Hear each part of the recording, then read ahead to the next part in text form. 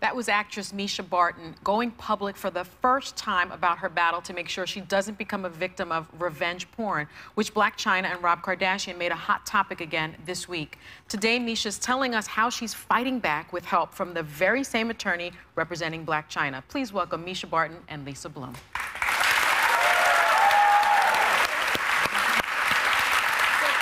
Mischa, for those of for our viewers who really don't know about your case, can you tell us what happened? I started dating a guy in fall of last year. It was a bit of a whirlwind relationship. I was in love with him. I trusted him. I thought that he cared about me, and then later realized that he had ulterior motives and other intentions, and he had been surreptitiously filming me the entire time. So he was filming you while you were intimate? Without your While knowledge. we were intimate all the time. He had multiple cameras. And... And Lisa, you know, revenge porn has been getting a lot of press lately. Can you explain to us exactly what that legal term means? Well, it's a very modern form of misogyny, and it's taking away our control of our own bodies and our control of images of our own bodies, which is what the women's movement has always been about.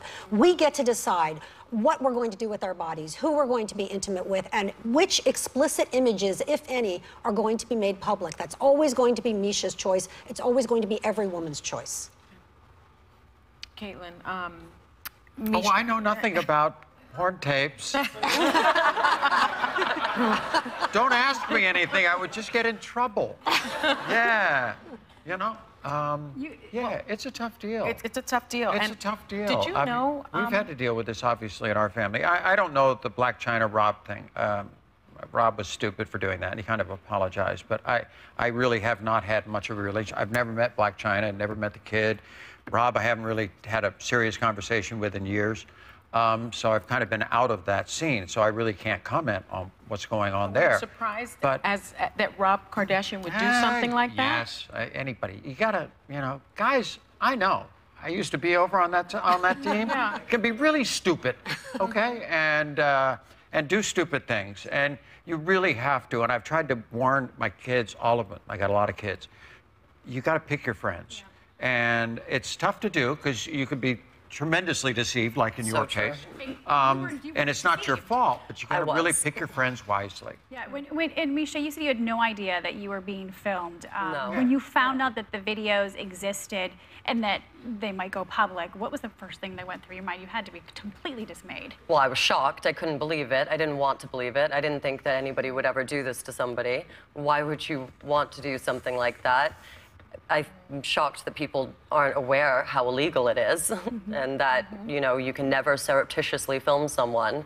And when I found out that he was bragging about it, I was devastated to learn that it was most likely true. Well, you also said you thought this might be premeditated, that this wasn't.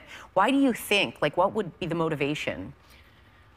I don't know, but I'm guessing, or now in hindsight, that it was probably for personal motivation and for financial gain. Okay. Well, I do need to read something. A lawyer for Mischa's ex, who allegedly made the tape, gave us this statement saying his client has fully cooperated with the police in references to the criminal allegations made by Ms. Barton. We strongly believe he will be cleared of any criminal wrongdoing after the police conclude their investigation, and we look forward to being able to discuss this case further at that time. And the other man's attorney said, because there were two incidents here, there is absolutely no evidence that my client ever tried to sell or in any other way distribute any pornographic materials regarding Ms. Barton. He was the person who brought their existence to her attention in hopes of preventing them from being distributed. So. Wow. Lisa, I want to ask, because we mentioned in the intro that you're now representing Blac Chyna in this very public case. There's a little bit of a distinction between that case and Mischa's case in that, unlike Mischa, Blac Chyna willingly participated in taking these explicit photos. Does that legally change anything or make a big difference between these two cases and how they play out? They are different, and I want to point out we have won victories in both cases. So in Mischa's case, she had no idea she was being recorded. In Blac Chyna's case, she says Rob Kardashian asked her for photos, as many boyfriends do.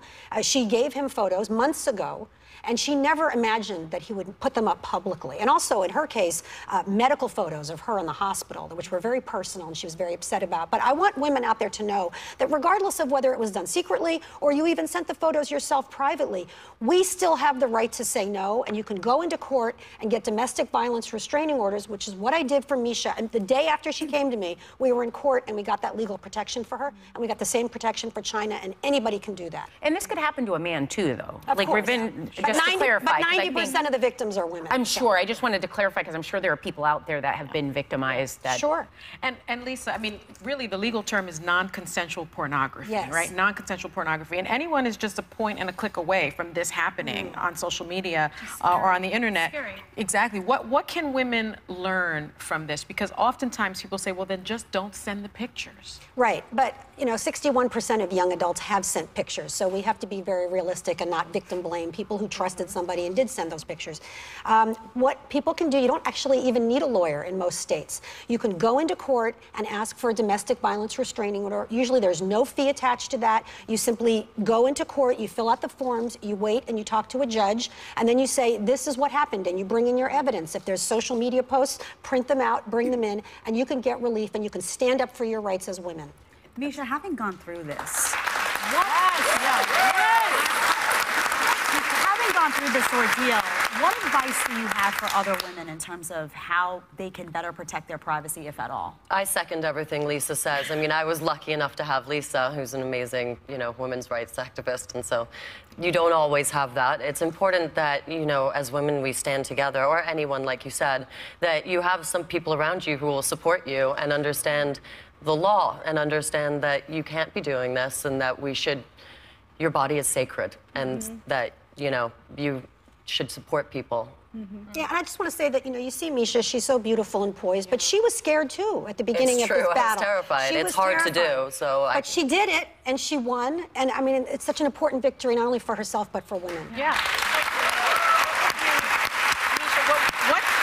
What scared you about it? Because this notion of filing a domestic violence restraining order, I don't think most people think someone posting pictures of you is domestic violence. What scared you? Well, a lot of things. Just coming public with it and knowing that there is a stigma around it and knowing that you have to go into court and face the person, and well, there's a lot of things that are scary about it, but ultimately it feels good when you do stand up for your rights. And I think that's what I hope people take away from this, because it's not easy to do. You worry about what people will think, and you know, ultimately the outcome is better this way around. It's better when you can prevent these things. I mean, I don't think a lot of people knew that you could prevent this stuff from coming out, and I didn't know that until Lisa was there to be by my side. And we won. The images were never released in her case. And it is a crime in 38 states, plus the District of Columbia. It is a crime. So beware. Thanks to Mischa Barton and Lisa Bloom. We'll be right back.